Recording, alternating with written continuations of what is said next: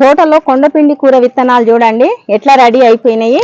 ఎక్కడ పడితే అక్కడ ఈ కొండపిండి కూర విత్తనాలు గిట ఉన్నాయి. అన్ని తీసేసుకుందాం.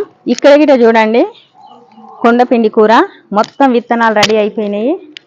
చాలా ఉన్నాయి అన్నమాట.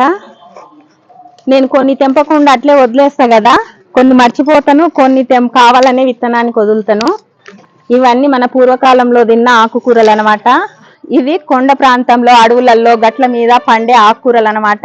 పూర్వకాలంలో ఈ ఆకుకూరలే ఎక్కువగా తినేవాళ్ళు. ఇంకా ఈ విత్తనాలు గిట ఆరబెట్టేసుకొని ఎండిన తర్వాత ఒక కవర్ లో వేసి పెడితే వచ్చే సీజన్ లో మళ్ళీ మనము ఈ ఆకుకూర పండించుకోవచ్చు అనమాట. ఇది వర్షాకాలం స్టార్టింగ్ లోనే ఎక్కువగా వస్తుంది. చాలా మెడిసిన్ వాల్యూస్ ఉన్న ఆకుకూర అనమాట ఈ కొండపిండి కూర. ప్రతి ఒక్కరు మిద్దె తోటలలో పెరటి తోటలలో పండించుకోండి. మరి ఈ కొండపిండి కూర విత్తనాలు నేను సేవ్ చేయడం మీకు నచ్చిందే అనుకుంటున్నా. నచ్చితే ఒక లైక్ ఇవ్వడం మాత్రం